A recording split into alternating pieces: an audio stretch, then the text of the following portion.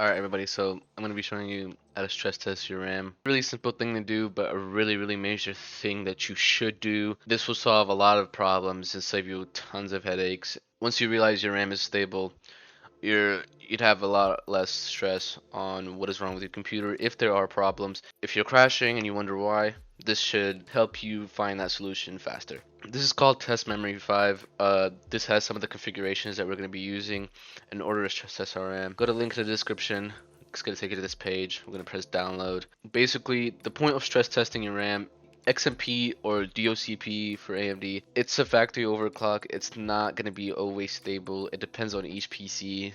Like for example, if you get a 4000 megahertz kit, you plug it into an i7 9th gen with like a one of those cheaper motherboards, it's probably not going to be stable. You're probably going to need to crank it down a little bit to like 3800 megahertz or 3600 megahertz. It is what it is. You know, there's a limit to your memory controllers. There is a limit to the VRMs. There's a limit to the amount of power the RAM can take.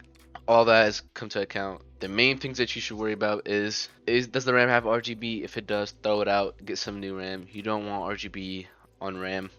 And on top of that, you're putting RGB. It's taking more power than it should, and it's creating more heat, which you don't want. More heat is going to cause instability for RAM because they're really sensitive to temperature. So that's that. RGB, no. Cheap RAM, like those Corsair sticks that you see that are like $60. Do not buy those. There's a reason they're $60. Same thing for the RAM sticks from Oloy. There's a reason they're like $50 or $40. They're not worth it unless you're like dirt broke and you just don't care. Buy them, go ahead. They're not crazy bad, but they're not something that you would get for the best performance for your PC. Anyways, once you have this file, open it in your downloads folder, extract it, and once you've extracted it, double click tm5.exe. So what this is going to do, it's going to use all your RAM, it's going to stress test it, and the config that we're going to be using is going to be called Extreme 1 ANTA. This is the one that should get you the fastest results. It'll take about 3 hours for 16 gigabytes of RAM. If you have more, then it depends, it's going to be more time.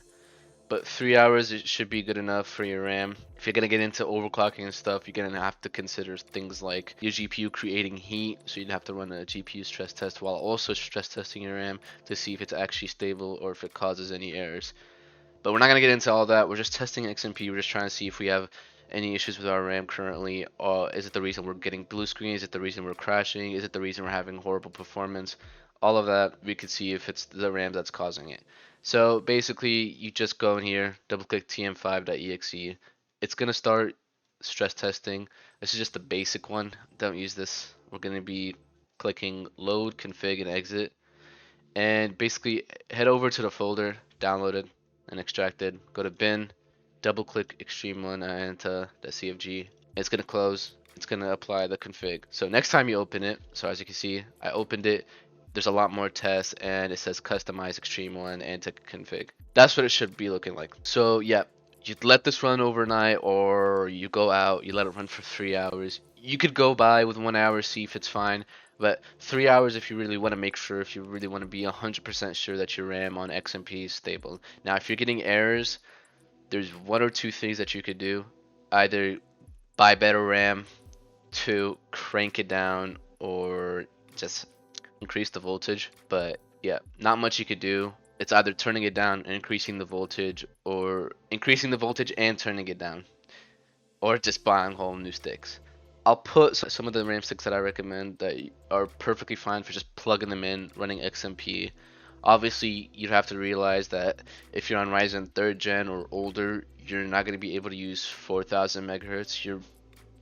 For 3rd gen, you're maxed out at 3800 megahertz if you want to be one-to-one with your Infinity Fabric.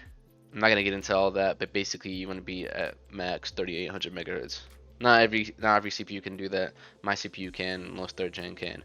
For 5th gen, aka like 5600X, 5800X, same thing, unless you get lucky. You could get by with 4000. That's if you get lucky. For 2nd gen or older, honestly, just stick to 3200 or 3400. Those are really old sticks, and their memory controller is not as good as the newer CPUs. But yeah, that's basically it. Hope you guys enjoy this video, and if this helped you find some errors, comment down below, and I'll see you guys in the next one.